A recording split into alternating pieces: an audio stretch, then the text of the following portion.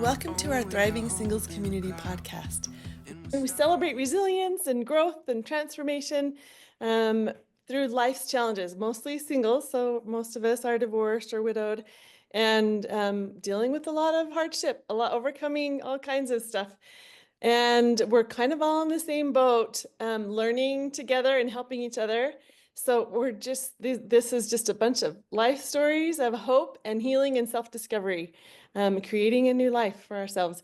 And so Robert Spencer is who will be talking to us today, and he will tell us about how adventure helped him rebuild his life after divorce.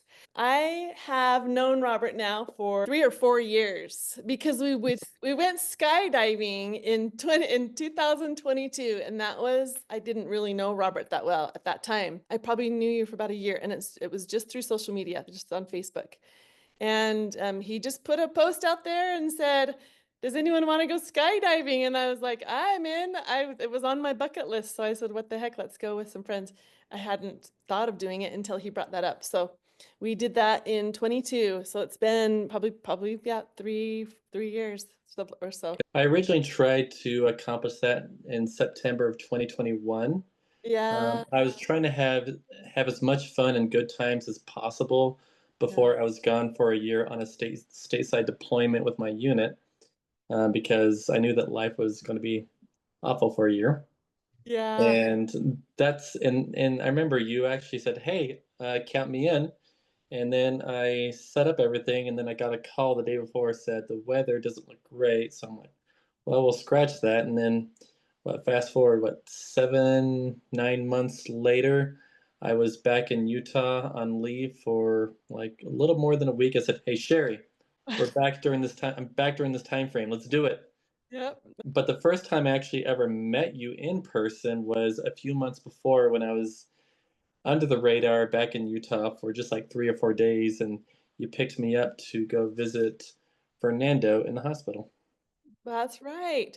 So was that before skydiving? Yes. Oh, okay. All righty. So yes, that's right. And we ended up having that mutual friend, Fernando was a dear friend of both of ours. He passed away after about a year of knowing him and meeting with him. But yeah, that's right. So there are people on here who have had adventures with you too, and they will get a chance to share what they've learned from you about adventure. But I would love for you to just tell us. So you could tell us some things that you've done. Why do you love adventure? Why did you learn it? What brought you to this point? Any of that. I think what brought me to adventure was a hunger for it that stemmed from my childhood, because I I would say that my growing up life was fairly boring. I lived out in the middle of nowhere. Um, and so most of my summer days, as a kid, were just sitting around the house, and we didn't have cable TV either, so it could be a very boring time. But and then when I left on a mission, that helped fuel some of that adventure, as I was a small town boy in South Alabama that was now in the middle of Las Vegas as a missionary. That's quite the transition. Yeah. Um, and Southern hospitality is definitely not everywhere in the United States. And so, and I had a few limitations as a missionary on where I could go and what I could do. Like, even for the type of activities that were authorized for missionaries, I had to factor in a cooperation from my companion to be able to go do some of those things. But there were maybe a couple of things I did accomplish there. But after my mission, I was home for about 9 or 10 months, and then I made my way out to BYU, Idaho, and had just a small amount of adventures while I was in Rexburg. But and so your adventures could be a little more limited when you don't have your own transportation, and your most of your income is part time at a call center while you're going to school. Yes. But at that point, I got married while I was in college. That marriage made it to 6 years before I felt like that didn't work out and had to move in another direction. That was the feeling that I had at the time. But one thing to know is that right as I began the divorce process, or even the separation process, which later led to divorce. Um, I remember taking a look on the inside and personal reflection, saying that I need to do some things differently. I might need to make some changes for my own self, like mentally and emotionally, if I want to be truly be a changed and better man. And so the other challenge too is as I got separated and divorced, that was in the middle of COVID. So there weren't a whole lot of singles gatherings, much of anything during that time frame. No. And that was especially tricky because, I kind of like to be in social settings a lot, but I'm also the type of person that can still be shy in social settings, even though a few people that I'm seeing that are in on this call might find that hard to believe, but I'm probably more of an ambivert. And uh, as I started, and I would discover like the potential of like some types of adventures that I could do in Utah. Like I discovered the ice castles through seeing a series of photos on Mutual. Mm, I'm like, where is that? Or seeing some waterfalls that are actually not too far away. And then I would start asking questions like, where is this particular thing at? Where is this other thing at? And I would get those answers here and there. And then discovering that, oh my, the salt flats aren't too far away. And how many movies have been filmed out there?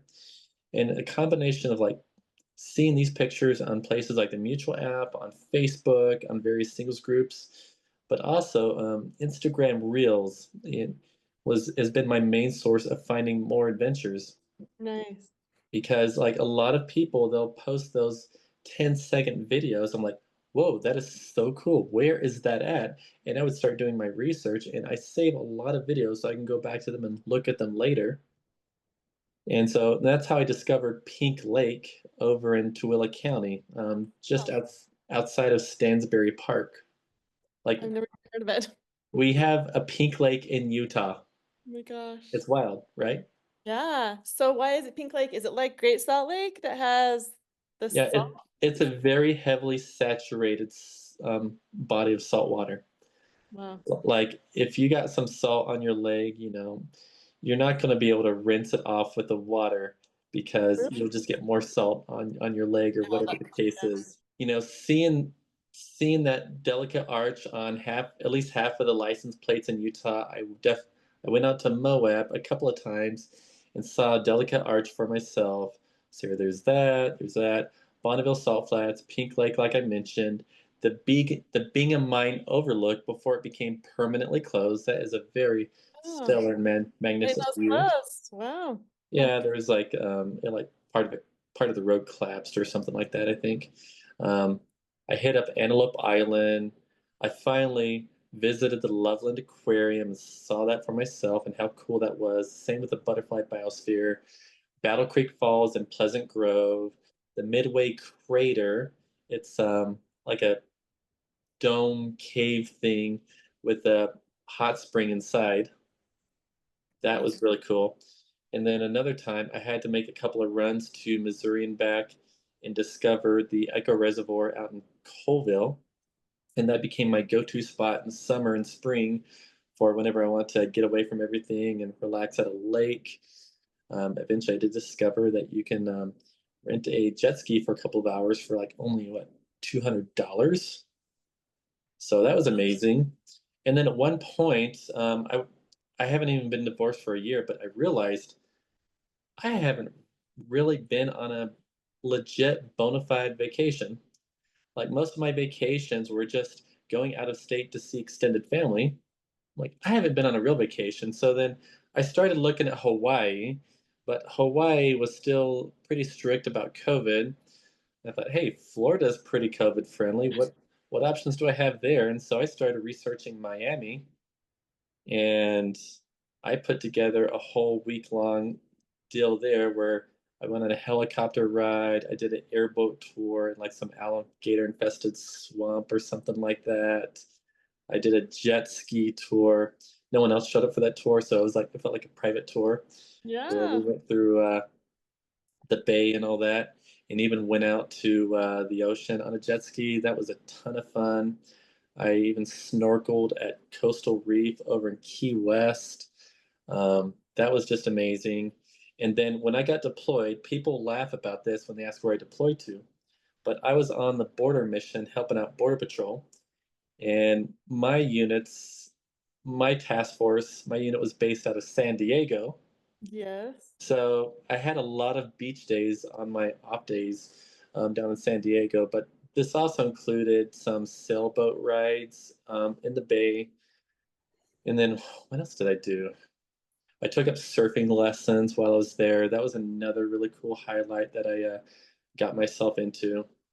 That's awesome. And then I discovered that a lot of Top Gun was filmed in San Diego, so I came upon the restaurant at Seaport Village where the scene where Goose is playing Great Balls of Fire was filmed. That piano Ah, is still there, awesome. and Did you that's get actually to buy it? I don't remember that. and Did you get that's and that hat that I got you, that hat and shirt I got you is from that restaurant. So all right. if anyone's ever in San Diego and they want to get a little bit of their Top Gun fix, go to Kansas City Barbecue. That's where that scene was filmed. Kansas City barbecue. Yeah. Noted. And there may have been a few others while I was in San Diego for that year, but as the deployment was coming for a close and I was about to start a new job, I knew that I needed to do something to help myself decompress from because by the end of a deployment, you are tired of everyone else in your unit. You're fed up with them. It's not personal. It's just y'all been around each other in close proximity for a year, and your life was uprooted. So Mm, I decided that I was going to go on a cruise. Like I flew back to Utah on a Sunday, and by that Thursday, I was out in Long Beach jumping on a cruise ship that took me down to Cabo and Ensenada. We won't talk about Ensenada. My stomach didn't like something from dinner before, so my my kayaking ride was not going to happen. But in Cabo, I took advantage of the opportunity to swim with a dolphin. That was the coolest thing ever. yeah. And now that I mentioned kayak, I did kayak some sea caves out in San Diego. I tried to get in something to swim with some leopard sharks, but I ran out of time before the season closed. And so that was something that I did. I'm trying to think, what else did I do in 2023 and 24? Um, and over time, like as the single scene gets more hopping and all that stuff, and I get to know more and more people, um, get being able to make friends with them, I would be occasionally invited to some other outings. And one of them, I had a friend that told me that she was doing a singles gathering. Actually, it's Angela. She said a bunch of us are going to take over an Airbnb for a few days on a particular weekend in St. George. And so, uh, be, and before I go too further into that, my job has me occasionally travel throughout Utah, and especially the more rural parts, and I'm able to discover some of the cool things you know, exist in those different parts of Utah. Sometimes it's restaurants, sometimes it's a rock to go explore, or a lake, or waterfalls, or something of that sort. So I discovered this really amazing restaurant about a year before Angela gave me this invite called Cliffside Restaurant. It's one of those really nice, fancy restaurants in St. George, but it's Mm, on the edge of a cliff and it has an amazing view of the city lights of St. George. Like, nice. there's really no such thing as a bad view. And so I was able to convince, I don't know about all the group, but at least most of them, for us to go down and, get some, get a very lovely dinner at this place.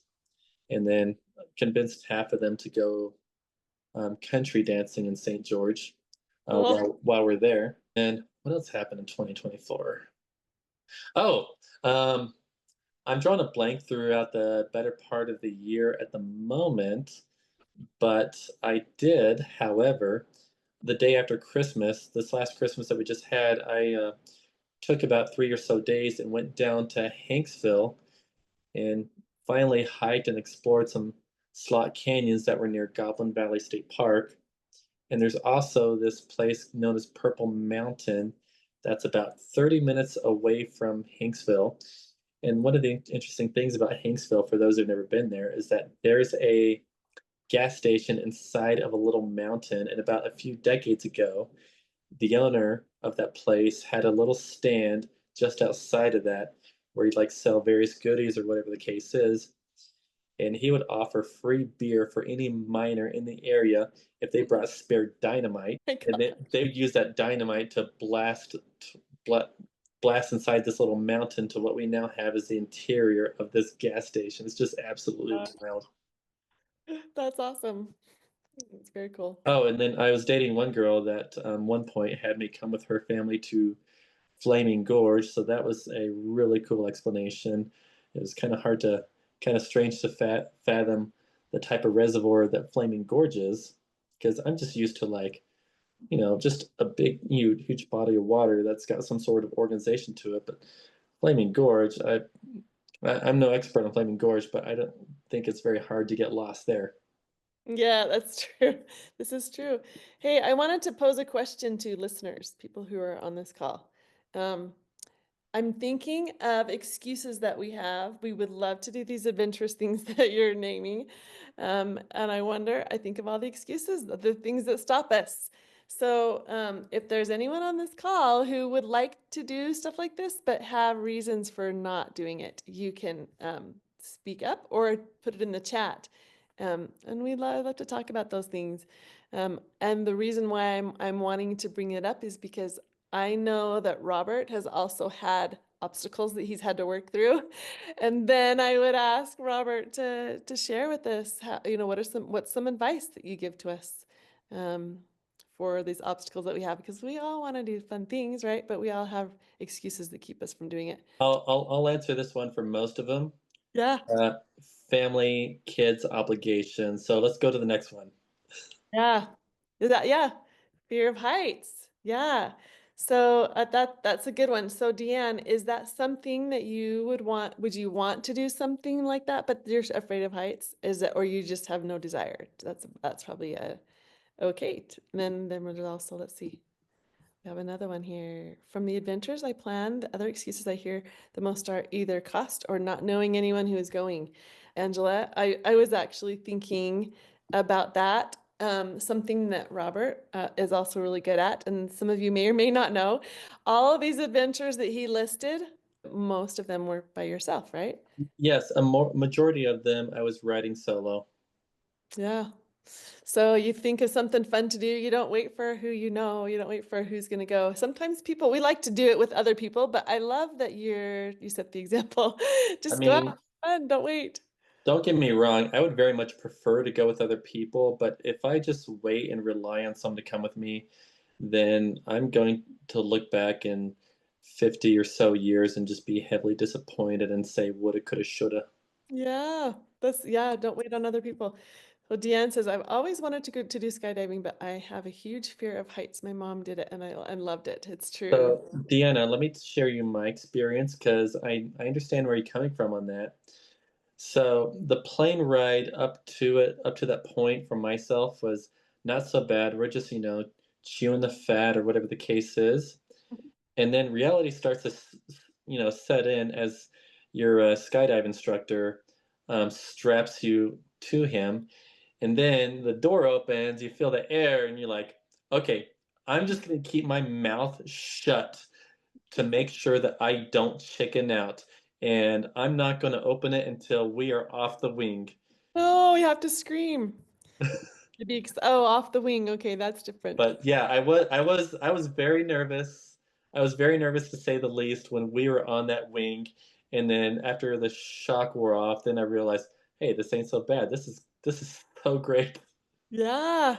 The thing that helped me, and actually it was someone who mentioned that I didn't even ask for advice, but someone gave me that what they said, their experience was best because they just put all their trust in the tandem jumper who's been jumping for over 25 years with thousands of people.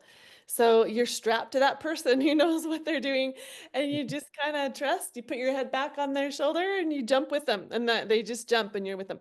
I actually asked them, the tandem jumper that went with me, I asked if he would do a back dive with me. So we did a back dive off the ledge. And then, yeah, I asked for the craziest tandem jumper too. So You did. when I was wanting to jump, I said, give me the one that's the craziest that will do backflips with me. But Dan, I do relate to that too, where I'm like, I don't know. Anyway, so yeah, just trust the person that you're with, I think was a big thing for me too. So, for anyone who has these fears, is there anything else, Robert, fears or just these obstacles that stop us from doing things that we really want to do? Angela does bring up a good point in terms of the cost, because that can be a barrier. But I tell you, Utah is prime real estate if you are into outdoor adventures in some way, shape, or form. And there's many things that you can do just within an hour of Salt Lake City that doesn't cost anything to go to. Um, like, oh yeah, went to quite several hot springs throughout Utah. Let's see, I've been to Crystal, Midway Crater, um, Fifth Water Hot Springs, and Mystic Hot Springs down in the Monroe area. Um, so those are some other cool things. And let's see, two of those you don't have to pay a dime to get to, but Fifth Water Hot Springs, you just got to be willing to hike just like 3 or 4 miles one way to get to the hot springs. If you have anything more to share of your adventures or advice, you can. Otherwise, I'll open up and that will open up a discussion for people to ask questions and Well, here's another plug I want to put in. And adventure is not just trying to climb the highest mountain or explore a hidden gem like a cave or a hot spring or some other thing that tourists cross oceans to come and see. That's not just adventure, but um, and because that's not going to be like everyone's type of jam in that way, yeah. shape, or form, but it could be trying to discover like what different types of hobbies that you might enjoy. Um, like another thing too is, trying to find like different running spots that I would really enjoy the scenery where I could get away from the hustle and bustle. Some people have taken up like activities such as ballroom and country dancing, art classes, things of that nature. Like the sky is the limit, and so Mhm. those things in and of themselves can be a form of adventure. And these are the types of things that you want to make a regular part of your life. I mean, don't just eat, wake up, go to work, eat, go home, get your errands done on the weekend. Like, don't get me wrong, those things are needed, those things are essential, Mhm. but you've got to make room in your life for things that can be quite enjoyable, that can just help you unwind and decompress from the pressures of life and the demands that they impose on us. Yeah. Because if you don't make that time for yourself, I mean, you're going to look back in 50 years, and the last thing you want is to look back 50 years and say, I wish I took the opportunity when I had the chance. Yes, that's good advice. I like to look up online what is something I can do in my town tonight. And that's what you do when you travel to different places. You look up online, what are some things we can do? And so act as if you're a tourist and that there's things. And Oh, and let's And just, if you're not sure where to start when you want to find some cool things in a place where you travel, one of my go-tos is using Expedia. mm, Expedia will have a list of all sorts of things that are available that you could oh, do. yeah. Like, I mean, that's the sky jump off the stratosphere in Las Vegas is what I discovered through Expedia, and I went and did that when I did some leave time from San Diego. Uh, Yeah, it's a good such a idea. fun 17 seconds. Yes. And for whatever reason, I felt a little more nervous about that than the skydive.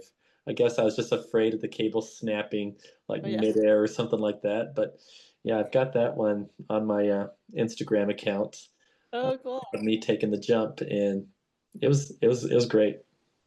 So I want you to give some ways that we can follow you. Tell us your channels, your social media.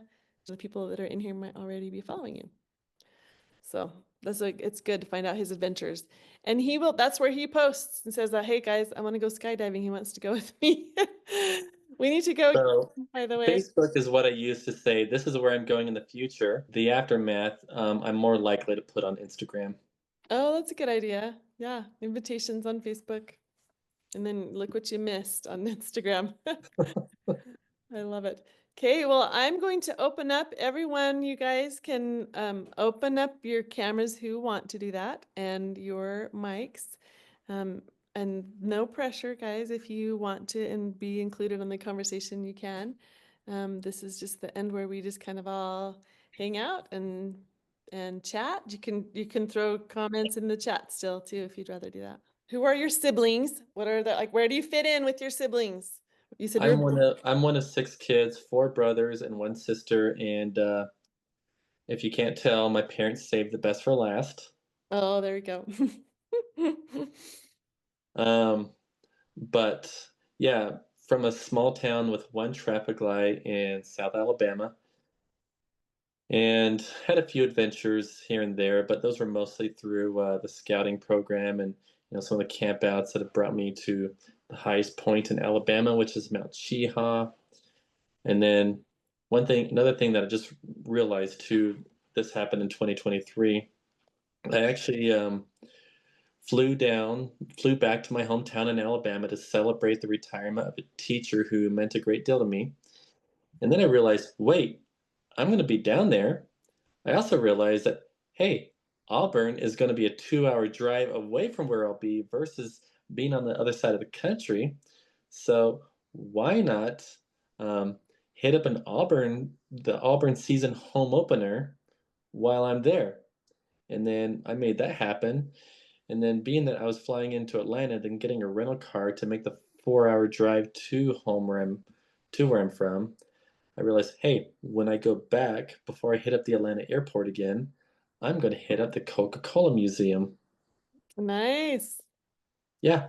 So that was another thing that the types of discoveries that those types of things bring.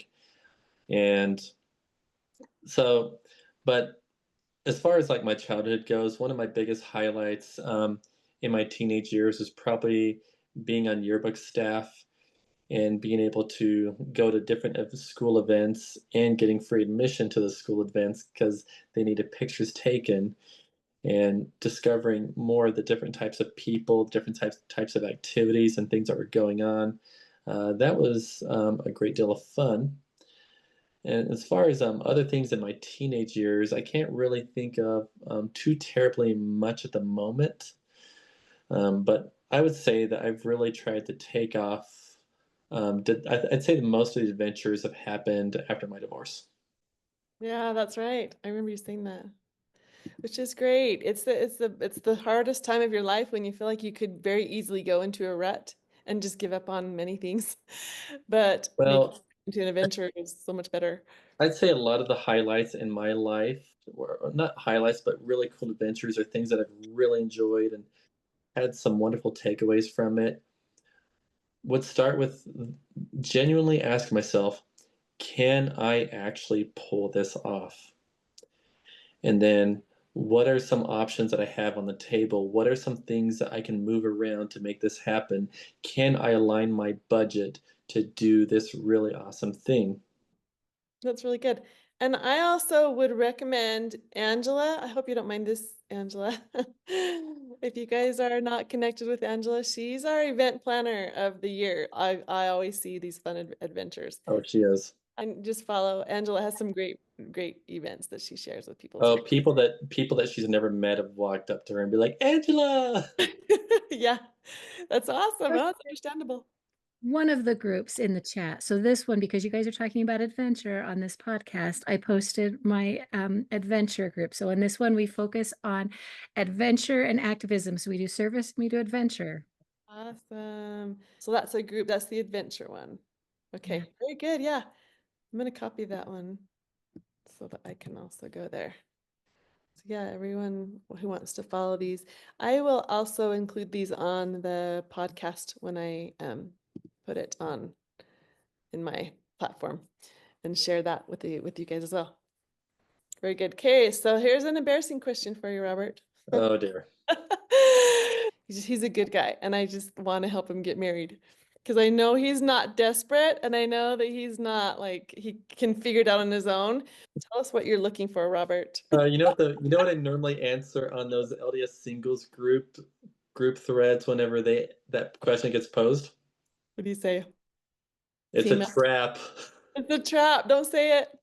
Compatible. Who is someone who's compatible with you and likes adventure? She has to like adventure. She has to be willing to go do fun things. Well, if she dances, that is a major, major, major plus. Another thing too is if she wants to, get on her feet and go and tackle some of these adventures with me, and like let's say we are married and bring the kid, like if we have kids, let's bring them along. I remember doing some rock climbing in Moab, and there was this couple that showed up right next to us, and they had a 3-year-old girl and a baby. They just put the baby in like the little carrier, but they would strap the 3-year-old up and have her going climbing with them. So they made the children a part of their adventure. Oh, nice. Yes, you got to do that too. Or like, just like the discovery of various things, like, hey, let's go try this thing out. I think this would be really cool. That's perfect. That's so good. He's fun. He's a good catch. Okay, that's enough embarrassment. So, Robert, thank you for sharing, being willing to share some of your adventures and some of your stories. I really love that we can all connect this way. If you are not following, or if you're not in Thriving Singles Community, that group is for singles ages from 35 to 60-ish. And we have a podcast. I'm actually uploading quite a few from the past couple of years that I've been doing this. So it's just for anyone who is learning to thrive regardless of circumstances. And adventuring is part of that. So it's very helpful to have people that are all like-minded and doing the same thing, serving, like Angela's saying, serving and looking for adventures together and being willing to get out there and meet friends, meet people. So thank you for joining, and thank you all for listening.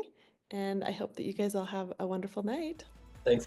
Please share the episodes you like with your friends to help our supportive and thriving singles community grow. If you want to be a guest on our show, join our online community discussions and let's get connected. This is where the adventure begins.